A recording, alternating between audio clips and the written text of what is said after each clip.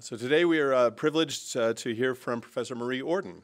She's professor of Italian here at BYU, and she researches the cultural shift in Italy and Europe due to migration, with a specialization focusing on the artistic production of migrants in Italy, and that is the topic of her presentation today, European Borders and Italian Transgressions, Film Fictions versus Social Realities. And so please join me in welcoming Professor Marie Orton.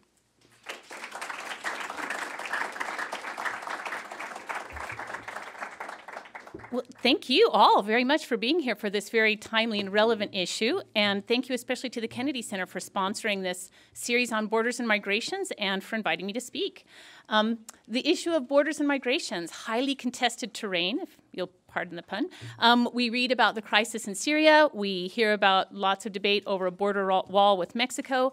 My presentation today is in conjunction with Campus Care Week and the effort by Global Women's Studies Honor Society to help raise awareness about a very pressing issue in the United States, the DACA, the Deferred Action for Childhood Arrivals. Also, these people are called the Dreamers. It's the protection that was put in place so that children who were brought here illegally will not be deported when they become 18 years old. And on March 8th, there's the threat of that protection going away if Congress cannot find a resolution, and it doesn't look like we have one yet. So at the end of this presentation, I will review the official position of the LDS Church about the Dreamers and also tell you about things you can do. So this is where I want to ask the Global Women's Studies Honor Society to raise their hands if you want to look around and find them. Are you there in the back? I saw it raised really, really high, so they know who to find. Say, you can talk to them, and there's also information as you come in at the front desk. And Campbell, there's a chair right up here. Sorry, one of my students. Okay. I mention the current U.S. issues because while immigration is highly influenced by specific times and places and the political climate where it occurs, there are universal overarching elements and trends. And my presentation focuses on the Italian case and the lesson that it offers for global issues. People Enoch said it would work, and he was right.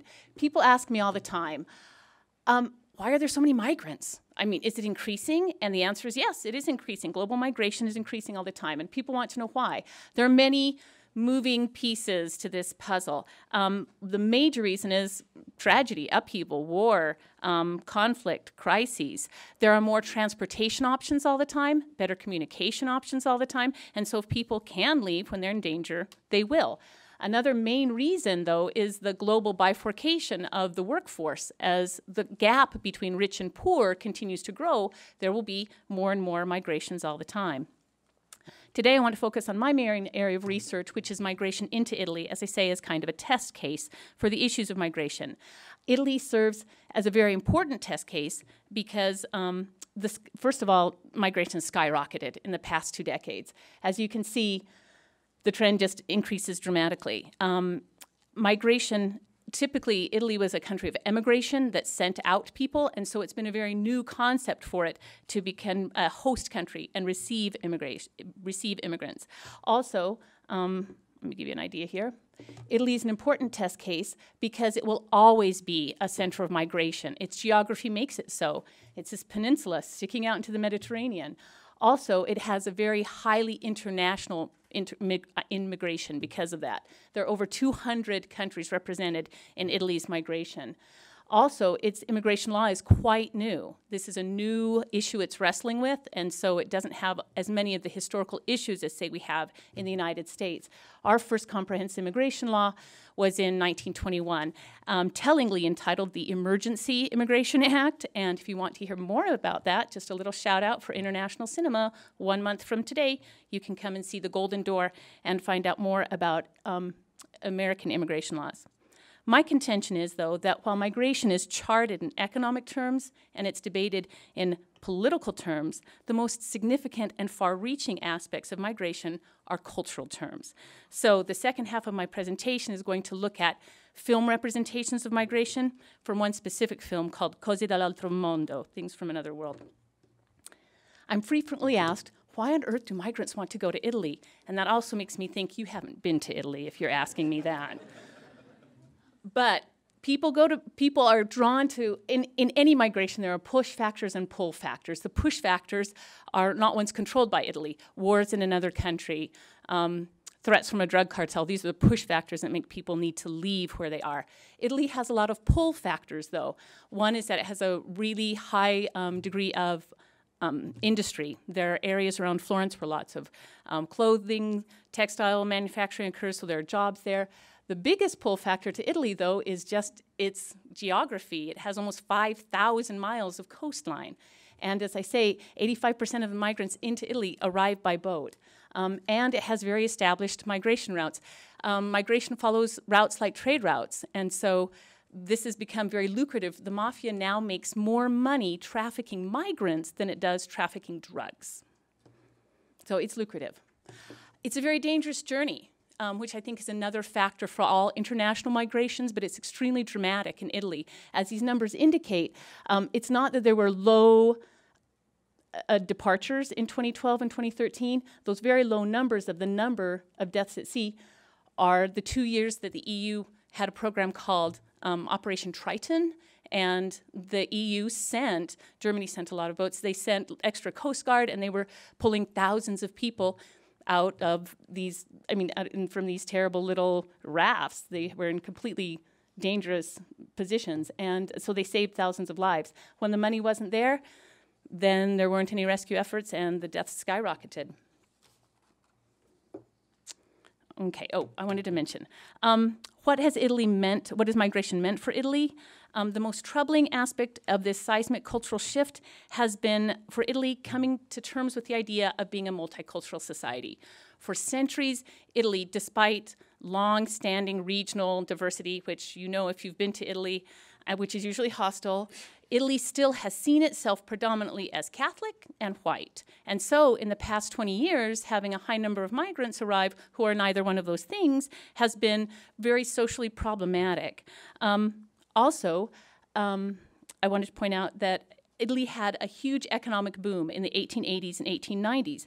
And after that, it faced some very steep declines. And this was just about the same time that the first major waves of migration came in from Africa and from Italy. And so you had these push and pull factors happening at exactly the same time.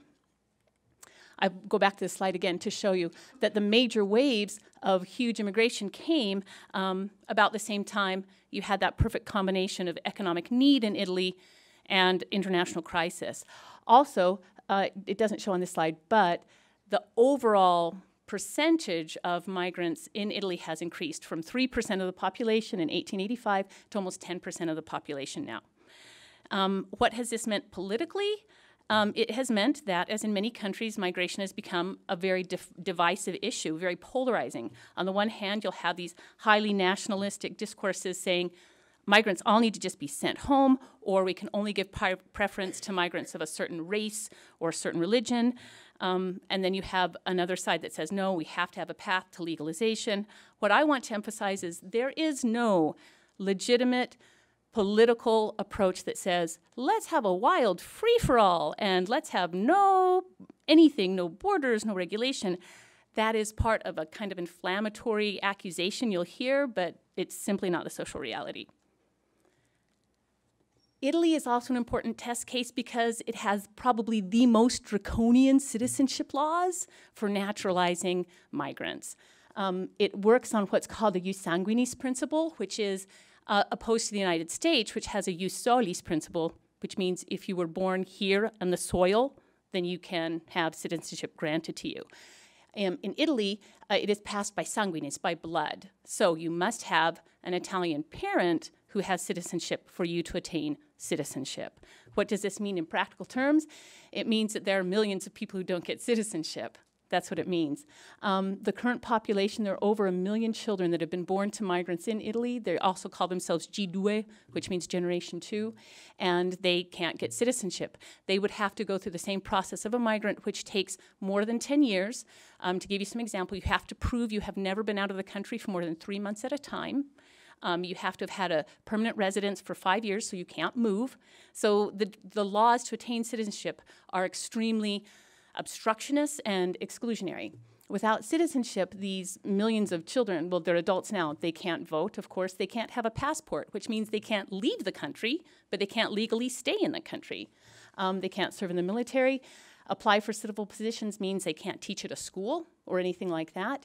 And when I say they can't compete in national contests, I don't just mean for sports or things of that nature, but in Italy, if you're going to have a national job or a federal position, there's a national contest for that. And so that means they can't just not work on like on the local level for a government. They can't work on the national level for any kind of national entity. And at age 18, they will be deported or they will be jailed unless they can obtain a permesso di soggiorno, at which point everybody who served a mission in Italy gets a big smile, remembering what it was like to stand in line at the questura trying to get your little temporary stay permit. And that's what they will have to do for the rest of their lives, basically. They do that every 3 months. The problem with the citizenship law has exacerbated a great deal of political debate in Italy. As you see, in 1991, a separatist Northern League political movement started, and it's now the 5th largest party in Italy. That might not sound like a lot to people who are accustomed to a two-party system, but in Italy, where there are hundreds of political parties, being 5th is pretty impressive.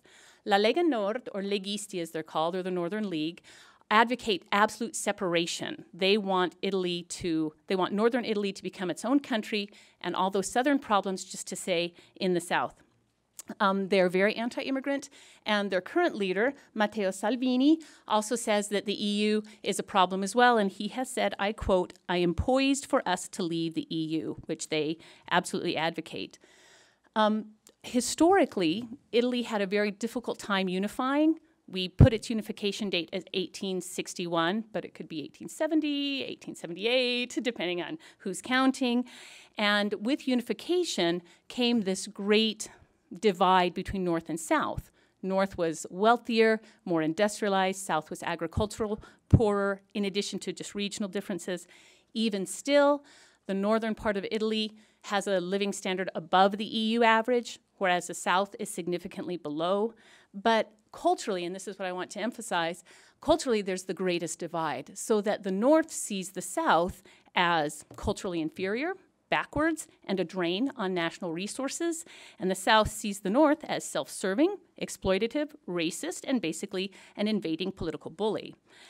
So the La Lega Nord shows this, has made concrete this strict divide and this cultural tension between North and South, and it's solidified and capitalized on these long-standing hostilities between North and South. They advocate, as I say, just completely turning their back on the South and all those Southern problems, and they've equated migration with the South. It's a Southern problem. Their logic here is, if the South has problems, the South must be the problem. And so the answer is just avulse it completely. The film I want to show you was produced in 2011, Cose dall'altro mondo, and like all films that are intended for wide distribution, my premise here is they reveal very telling social anxieties. Think, for example, just as an example, in the 1950s in the United States, in the time of the Cold War and the space age, we had all of these, well, I'll give you an example. We had all of these great films about our anxieties, right? And the titles alone tell you all of our anxieties. Come on, Killers from Space, Catwomen from the Moon, I mean, When Worlds Collide. Those kinds of social anxieties are played out in cinema. And I think this is definitely the case that we see with this film. In Italy, before I show you the film, let me give you an overview of these kinds of films. Migration cinema in Italy has skyrocketed. In the past 20 years, there have been nearly 100 films produced, and some are documentaries, but most of them follow this kind of format. In general, they are always told from the Italian natives' point of view. They will have 3 dominant principal characters. One will be this desperate migrant who doesn't have the resources or the skills to save himself or herself from a terrible situation that's almost always going to be death. There will be an antagonist character, and this will almost always be a legista, or somebody who is a separatist and says all the immigrants have to leave, they'll be racist and horrible, and then we'll have that person's foil, the main protagonist, who's going to be kind of a white savior character. And this person, it's usually a man, is going to swoop in and try to save the migrant, but will be confronted by this huge moral dilemma. How can I save this migrant when it could have these negative effects on my family, or I might have legal repercussions myself, because in Italy, giving aid to an illegal migrant is something for which you can be jailed. It is a penal offense. What's telling, I think, about the majority of these Italian films is that the resolution is always suspended. It's very, very deferred onto the future. There will be no solution at all. Just one second. There's a spot right up here, Simone. There will be no resolution immediately. It will always be something like, my children will take care of this. Or they will be, I especially like it when they'll push it off into another country. Germany will deal with it. But there will be some kind of deferral for the solution. The film I want to show you, let me give you a little bit of background on it, is entitled, as I say, Cose dall'altro mondo, and that's a play on words, because it literally means things from another world, which has an idiomatic meaning in Italian. That means unbelievable. Dall'altro mondo, I can't believe that's happening. But Cose dall'altro mondo refers to migrants. They are things from another world. These are the three main characters. Golfetto is the antagonist. He is an industrialist. You can tell, can't you? He's the industrialist. He's a racist. He hates migrants, but then he hires them to work in his factory at exploitation wages, of course. And his daughter, Laura, is the sweet, sympathetic character. She's an elementary school teacher. How can you not love her? She's estranged. And she was with Ariele. They were engaged. And he's a policeman, so he represents the forces of law and order. The action becomes complicated when Golfetto, this is where it gets complicated, right? It's coming. Golfetto, this is what starts the action of the movie.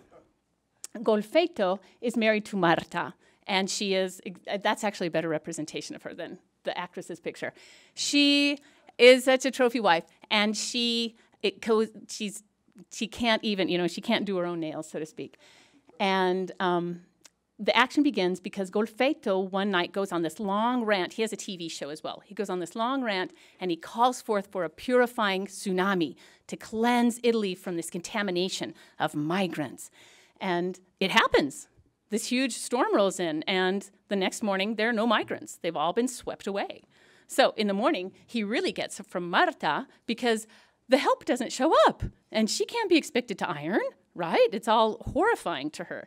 And Laura is in a panic because since breaking up with Ariele, there's not a quiz on this, but since breaking up with Ariele, she got together with Adim, who's the foreman in her father's factory, and her father doesn't know. Adim has disappeared. So she goes to her ex, Ariele, because he's a policeman, to ask for help. And he, because he wants to reconcile with Laura, promises to find her current boyfriend, which I'm not sure is the best strategy to employ for getting together with someone. But he's convinced if he can just find Adim, that Laura will recognize how wonderful he is and reconcile with him. It's very hard for him to do that because, as you can see just above him, well, since he broke up with Laura, he's been living with his mom. And so now his mom is very upset because she had a migrant worker that was her caretaker, and she's suffering from Alzheimer's as well. So he's been living with his mom. He still sleeps in Spider-Man pajamas. So he's a figure of what in Italy they call the mammone figure, that 30, 40, 50-year-old man who still lives with his mom, who does his laundry and cooks and cleans for him. So he's kind of cast as somewhat inept, but that's part of the comedy of this film, that he's the force of law and order, but, he can't make his own coffee. So that's kind of the background of what's going on. I do want to interject. The filmmaker wanted to make this film in Veneto, which is a stronghold of the Northern League. He wanted to make the film in Trieste, but the mayor is such a legista. He said, I don't even want to film about migrants in my town. And so they had to film it in another town. Okay, here's the clip, and I need to give you, this is what happens when Golfetto, he's already awake in the morning, and his wife is mad and throws him out because this is all his fault, and this is when he starts going through town and sees what happens to Italy with no migrants, what will happen. And I do have to give you a warning, 2 bad words, because it's Golfetto, right? And it makes him a very authentic character, so I apologize for that.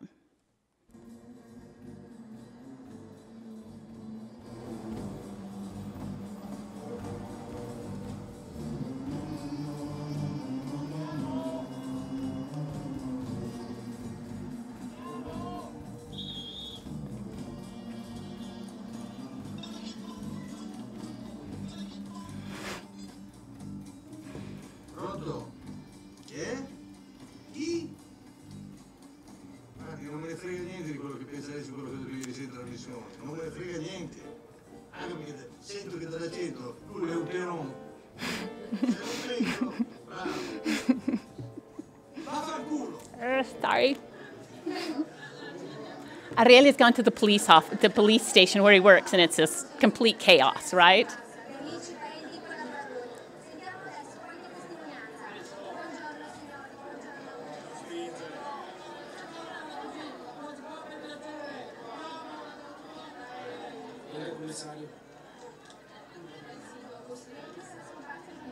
Ha deciso di sospendere momentaneamente i campionati di Serie A e B, solamente nelle squadre della massima serie. This is the mayor, and the mean mayor is being parodied right here. You see, he's kind of self-serving. So he's going to go make an official statement.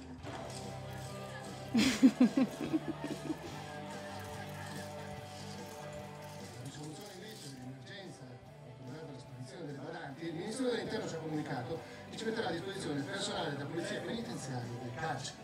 Invitiamo tutti coloro, le famiglie che hanno un'emergenza di anziani da accudire a mettersi in contatto con l'ufficio preposto, il cui numero lo vedete sul sito dell'amministrazione comunale. Okay. Yeah, right. Several things are happening here, right? First of all, we have private drama that's going to get juxtaposed with public drama.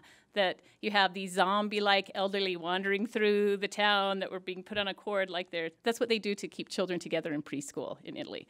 And you have the forces of law and order that simply can't handle old people. They just can't cope at all with this terrible crisis.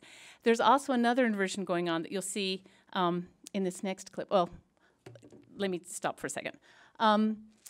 The social anxieties that are evident in this film, first of all, are Italy's huge anxiety about its aging population. Italy has the lowest birth rate, not just in the EU, but in the world. And so the population is getting older and older. A lot of migrants fill that lack in the social system, and they take care of the elderly because the social system, the socialized medicine really doesn't provide adequate care for the elderly. I don't know if you can see at the very, very bottom, but in the past generation, from 1960 to 2016, the average age of Italians has increased a decade and a half. The average age in Italy now is 46.9, which sounds even older to college students, I know. So my point is this shift is not changing. It's still going forward. Italy's getting older and older. So one of the social anxieties we see in this film is that Italy can't take care of itself. It can't take care of its own social needs. It can't care for the elderly. It can't keep its streets clean. It can't police its own citizens. And the other social anxiety is that it has to do with the otherness of the immigrants themselves. That the idea is that in the United States, we have this erroneous stereotype that migrants come here to steal American jobs. In Italy, that's not the fear. The social fear is that they're criminals. They're all criminals. And there was a very aggressive book written by a famous Italian journalist, Oriana Fallaci, entitled The Pride and the Rage, in which she talks about how migrants are here, and I quote, to breed like rats and to Islamify Europe. It's very inflammatory. And this anxiety that they're going to totally steal our culture is the kind of thing that's portrayed very often. That's the other social, as I said, the social accusation. But especially in the next clip I'm going to show you, we see how in this comic film, this gets inverted because it's not it's not the migrants that are criminals, it's the Italians that are the criminals.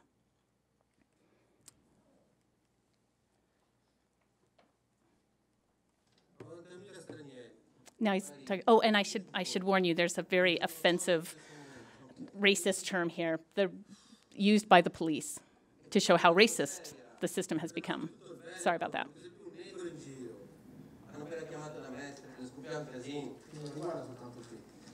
No, diciamo solo l'epicentro. Vieni, faccio vedere una cosa. Ah no, ieri sera, siamo contemporanei.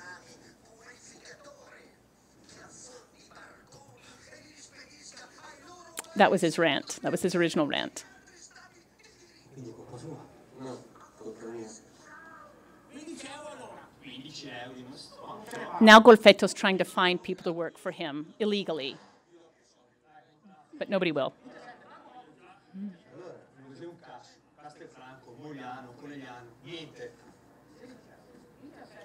And now Ariel's trying to deal with taking care of his mother. So he asks a neighbor.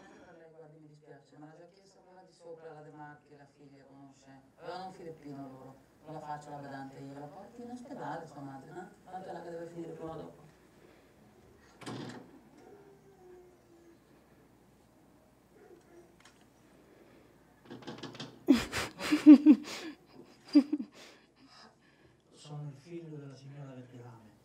Vorrei chiederle se può occuparsi di mia madre in un momento così difficile per tutti. Yes, elder care at gunpoint. Grazie. He has another very, very problematic solution for dealing with his mother that you'll see.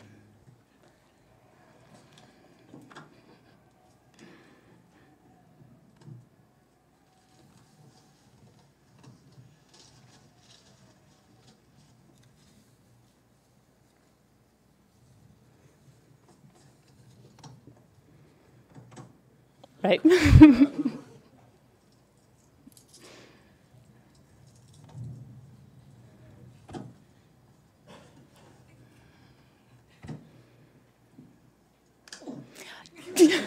She's not that demented. Okay.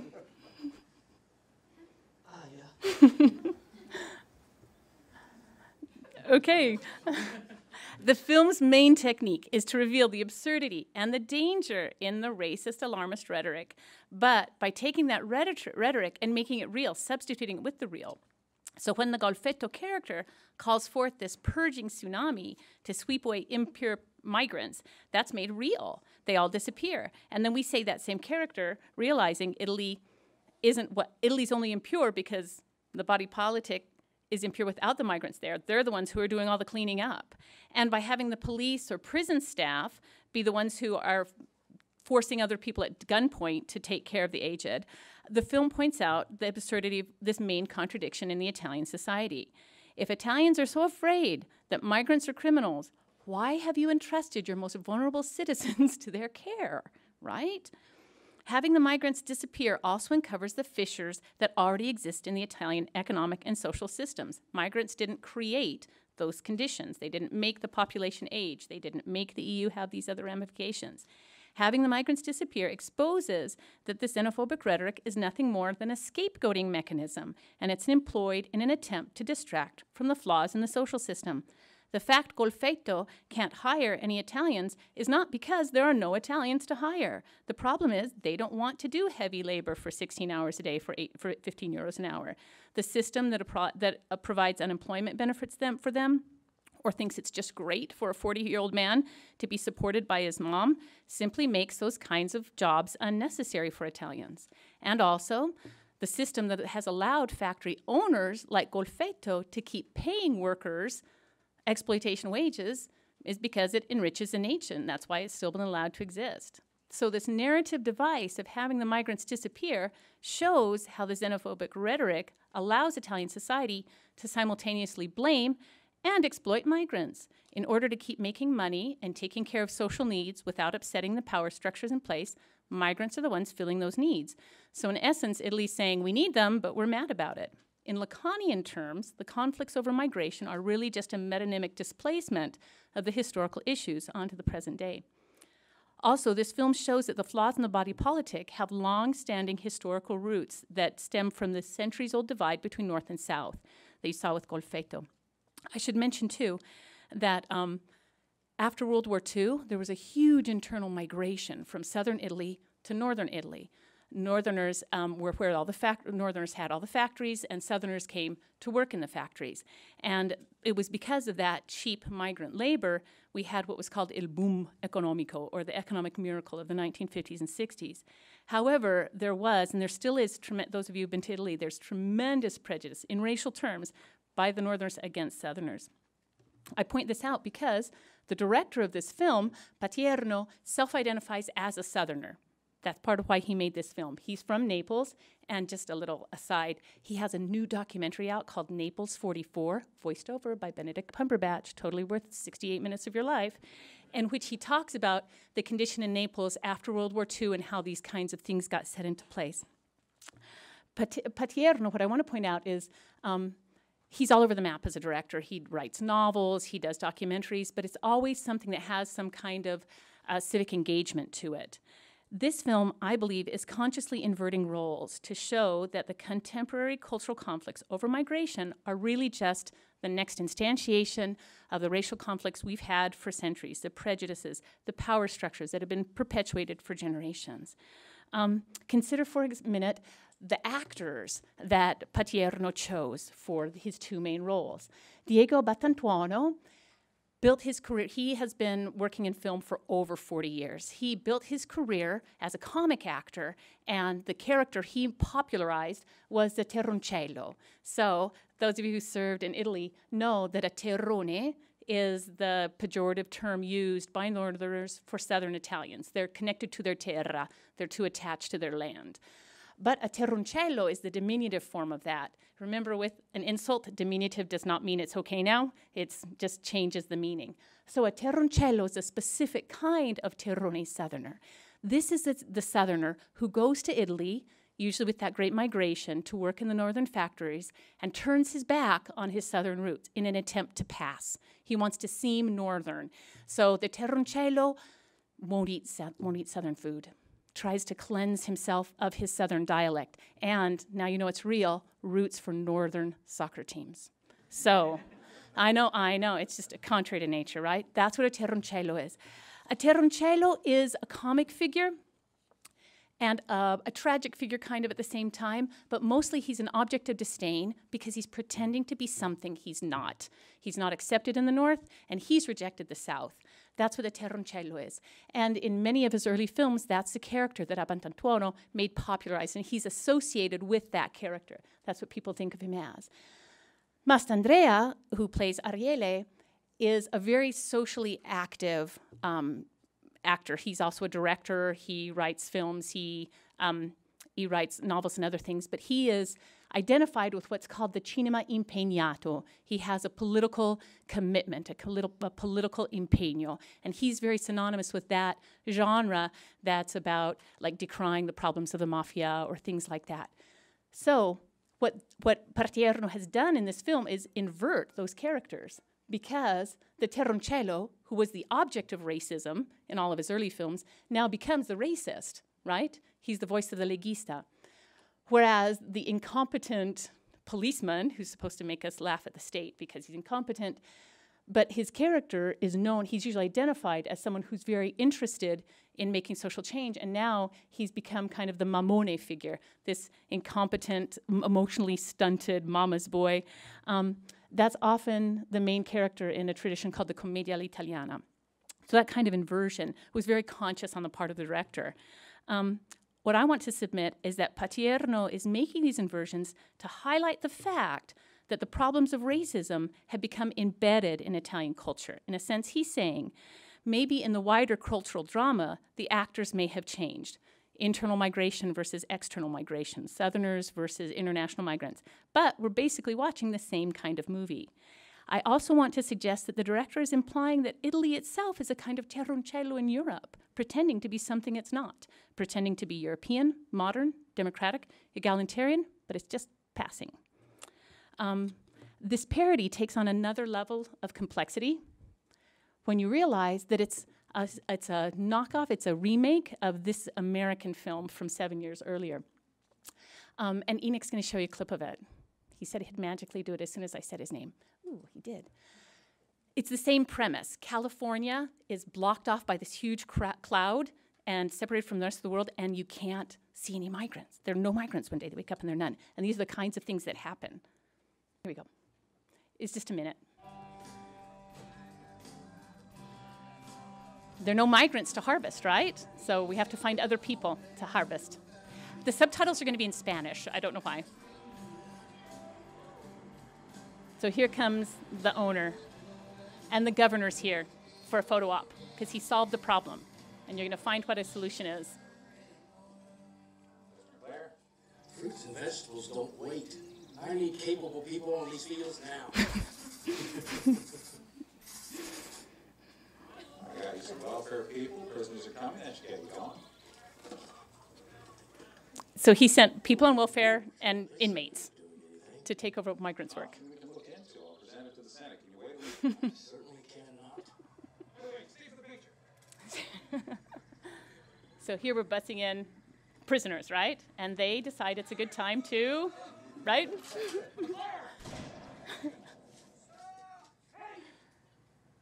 Right. Okay, that's good, Enoch. Thanks. Okay, this is again where we'll see the private drama juxtaposed with the public drama, as we saw. So again, Batty Era film acknowledges that it owes a great deal to Arnaud's film, Arau's film. My point is, despite the kind of superficial differences between the stereotypes of migrants, Mexicans in Arau's film, or criminal migrants in Patierno's, both films reveal cultural, governmental, and financial hypocrisy that relies on the work of the very people that those institutions then vilify. And both films show how necessary the labor of migrants has become to strong economies and suggest that migrants are blamed and denigrated by the very people they serve, and that's mostly out of bad conscience. Both films show again that Lacanian substitution and how it's fundamentally nothing more than an act of domination. In both films, the rhetoric about migrants is used to repress the reality of the flaws and inadequacies in the social system that can't deal with social change, like aging or a bifurcation of the workforce. I want to suggest 4 lessons we can learn from the Italian situation for the global issue. First of all, Italy has shown us that avoiding a solution is not a viable solution. That ostrich in the sand approach doesn't work. It will just make the situation worse. Short-term, politically motivated, convenient solutions aren't an answer. Also, as we saw in both of these films, if migrants disappear, the social problems aren't going to magically disappear because migration wasn't the real root issue. I also like to say, to suggest that maybe just getting rid of those pesky migrants will make everything go away is either intensely naive or it's an outright lie. My point is, ideologies that flout social realities and facts are never going to address root issues. Number 3, the Italian case shows that establishing obstructionist citizenship policies is the functional equivalent of having no policy whatsoever, and the more reactionary and exclusive it is, the less effective it will be. And the final lesson, I think, if we frame migration as a crisis, as an emergency, it is counterproductive as well as inaccurate. Migration is a normal part of society. It has been throughout history. Many societies have effectively structured ways to move goods across borders. It is not beyond the humanly doable to find ways to move people across borders. The question is, do we have the political will to do so? Thinking of those lessons and applying them to our situation now, especially, as I say again, in light of Care Week and situation with the Dreamers and DACA recipients, I wanted to make you aware of the church position on the Dreamers. This is the official statement that the church has made. I'll just highlight part of it. At the bottom, specifically, we call upon our national leaders to create policies that provide hope and opportunities to those referred to as Dreamers who grew up here from a young age, for whom this country is their home. It goes on to say these individuals have demonstrated a capacity to serve and contribute positively in our society. We believe they should be granted the opportunity to do so. Strong and clear words, I say. My point is, this is really a realistic and informed and intelligent approach to the issue. I also want to make you aware that the Global Women's Studies Honor Society members are here. They have information about the current situation with DACA, and they also are sponsoring, the Kennedy Center is sponsoring a viewing of a film about a dreamer who was made by a 25-minute documentary made about a dreamer by another BYU student. So the dreamer is a BYU student and the filmmaker is as well. And that'll be right after this presentation at 1 o'clock. And then tomorrow again in this same room at 10 a.m. and at 2 p.m. And I understand that the production crew will be here as well to answer your questions about that. So if you'd like to know more about that, that film is, there are 3 different showings that you can have. I also get asked, what can I do? What can I do about the situation? I want to make a difference. And the answer is you do. You definitely do. First of all, I have to say your conversation and your attitudes matter. How you talk about it, who you talk about it with, what you put on social media, so what you care about, that all matters. We're in an election year. We will have a chance to have people in office that we vote for who make policies we agree with. So I don't want you to ever underestimate the power of what your vote can mean. And again, the Global Women's Studies Honor Society will have information specifically in conjunction with Care Week about the program they're working with. And this is a charity that works specifically with children who were brought to the United States illegally, that were trafficked here, and things you can do to help specifically those people. So I'd just like to conclude with an image of a migrant we all owe a great deal to. If it weren't for this migrant from Germany in 1856, BYU would look very, very different. It affected my life tremendously. It was a blessing for me to come here as an undergraduate, and it has been a joy to come back as a faculty member. So thank you very much for coming, and thank you very much for the questions I hope you'll have.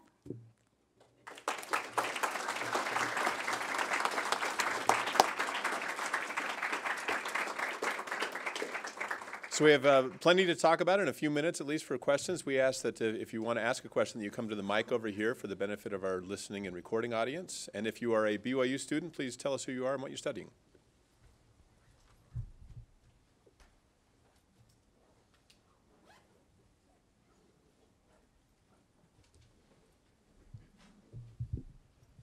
Hello, my name is Tahoe Jorgensen. I'm studying Italian. I was wondering, what sort of changes do you foresee happening in Italy regarding these immigration laws in the near future? Well, there's been huge debate about it, and so I'll make it a really short answer. Right now, they're trying a modified ius solis, as they call it, and there's actually been success with that, getting some support for it. So they were going to shorten up the waiting times. And when they did, and they dropped it from 10 years down to 5, we did see a lot of people manage to get themselves legalized. So even a small adjustment has huge positive impact on people. Baby steps. So, thank you.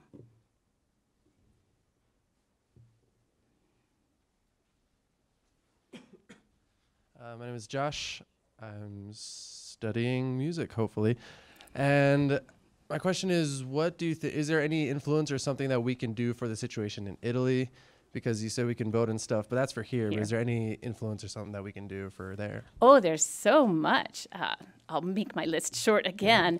They're all, when you plan to go on one of our internship programs, you can volunteer in a center that helps migrants. If you want kind of boots on the ground, things to do immediately, you can definitely do that if you have a summer to work, and we've had students do that in the past. If you want to do something in terms of affecting change, Italians are very responsive to international opinion. And I just have to say this, as the student that got an ORCA, who's doing a study on linguistics, is looking at social media and this kind of issue, how it plays out in social media, she's looking specifically at those kinds of things. And so how you talk about it with your friends there will also matter in addition to your friends here. So thank you. Oh, I'm not scary.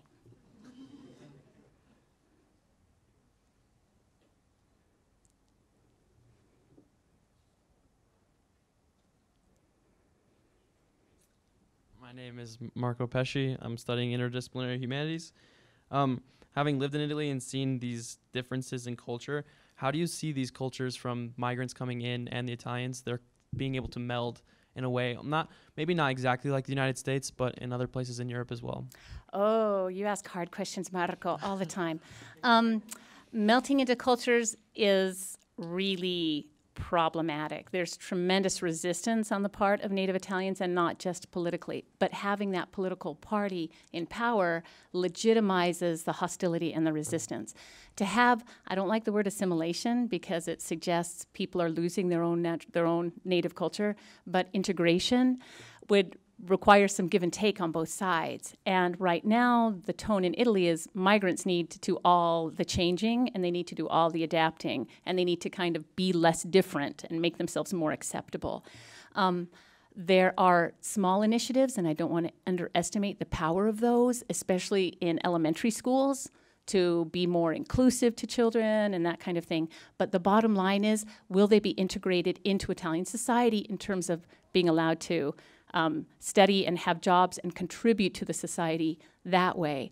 Until they're allowed citizenship, they're not going to be able to participate in that kind of way. And so you have this horrible cycle where people think they can't participate because, look, they're so on the outside and they don't have money and they're to be denigrated. And so you get this horrible cycle where they can't get into society, and that makes them worthy in the public view of being excluded. So I think in small ways, there are steps, and frankly, they're just raw numbers. More and more people are coming, and so Italy's having to deal with the reality of it, and attitudes will have to change if we don't just want increasing, escalating conflict. Was that a downer? No. Okay. Good, thank you. I'm Deanna. I'm studying psychology. I just have a question based on that. How important is integration in society rather than the people just continuing with their own culture that they bring from their own land? How necessary is that for the survival of Italy? Oh, you guys have all kinds of good questions. Okay, integration, first of all, doesn't mean that integration suggests that people don't have to abandon their own culture, right? So we can have mosques in Rome, and people can, be Muslim, and they don't have to cleanse themselves of their difference in order to be accepted into Italian society. And how would that change Italy? I think the panic is as great as we try to make it be. It's as fearful and as scary and as horrible as we make it be. I will use an example that I'm not really proud of, but from a racist standpoint, my grandmother was born in 1901. And when I went to Chicago to go to graduate school, my doctor was African American. And I remember going home. I loved her. She was so wonderful, Dr. Banks. And I was so excited about having found this great doctor. I went home and was talking to my grandmother about it. And my grandmother said to me, "Yeah, but she doesn't really touch you, does she?" Right. And I was shocked and alarmed. I thought, wait, my sweet grandma has these views? And I realized these attitudes change, hopefully, but they make a huge difference if they do. People don't have to change to be accepted. They don't have to change how they are. If it's the level of acceptation that needs to change. Does that make sense? Yeah. So that's the example that comes to my mind. Thanks, Deanna. My name's Madeline. I'm a broadcasting major. I was really intrigued by your slide on the numbers of specific, the specific migrants that had lost lives at sea. Where did those numbers come from, and what did that look like for the families that had lost people in the actual migration? My goodness. Okay. I will send you my slides if you want to know, because ISTAT keeps track of all of those statistics. And so they were kept by the EU. Or those statistics are kept. This is a really big issue because recovering the bodies, the families want the bodies of their loved ones, right? And so especially most of these boats land off the islands south of Italy.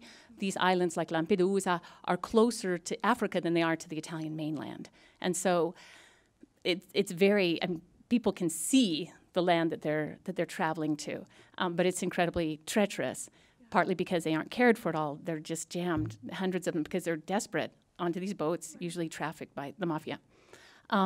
So it's been a real problem for the infrastructure in the islands like Lampedusa and other places to try to recover their bodies and that kind of thing. So again, I have to give you a downer answer and say it's been a continuing trauma with no real resolution. And because we need people to do the work and help with these issues, unless resources are sent there, nothing's going to change. You just get more and more tragedies. So I'm sorry, that's another downer answer. Okay.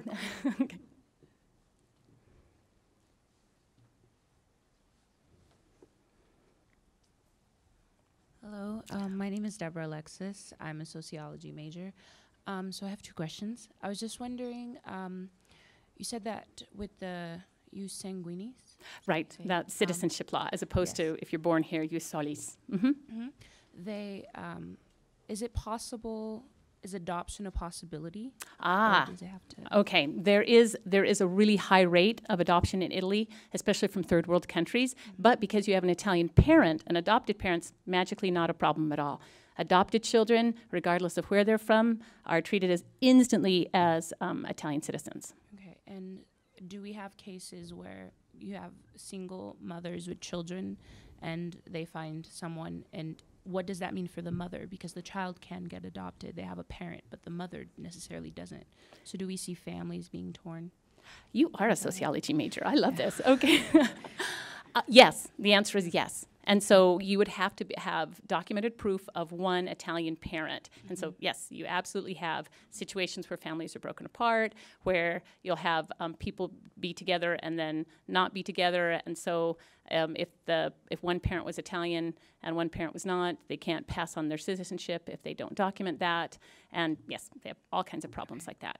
And just to make it more exciting, it varies from region to region in the 20 regions, just to make it more horrible. And sorry, this is my second question. I like how you count. So that's great. Keep going. What was it? Oh, dang. I could have sworn I had it. Oh, so this is about the. You mentioned that Italians mostly identify as white and Catholic. So this identification as white, do we see this? Do we see a surge of that in light of immigration, or has it always been that case? Well, southern Italy was considered not as white by the North. And in fact, in the United States, Italian immigrants were the main target of the KKK during the 1920s. And Northern Italy has sometimes had that kind of, well, it often has that racist attitude towards Southern Italy. Has it been a resurgence of being very, very white? Absolutely. Absolutely. Clearly it has. And part of the reason is it wants to associate itself more with white Europe. Okay, perfect. So, thank you. Thank you. My name is Emma Gleave. I'm studying neuroscience. And I had a question actually about specifically the Syrian refugee crisis, seeing that immigration is a connected but slightly different take on it. So I was wondering if you could shed some light on how Italy has handled, I know they did brunt a lot of the force of that. It's a really important question. You make an important distinction, too, between migrant and refugee, because migrants are kind of the umbrella term for anybody who leaves their country, but refugees are in a very specific kind of situation. Unfortunately, under the law, there's no distinction in Italy. And so there aren't special considerations or protections for people who are fleeing for their lives in a moment. That's part of the problem. So you have this polarized kind of situation.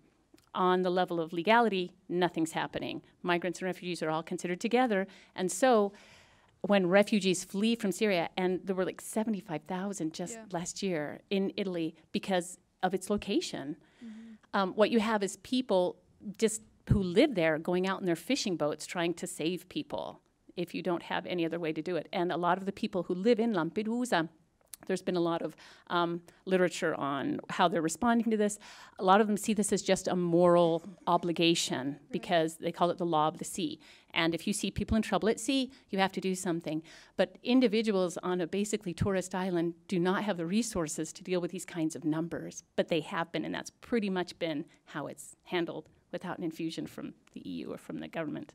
And culturally, is there a difference in the way they're viewed by, would you say, the general population, or is it still just kind of lumped all together?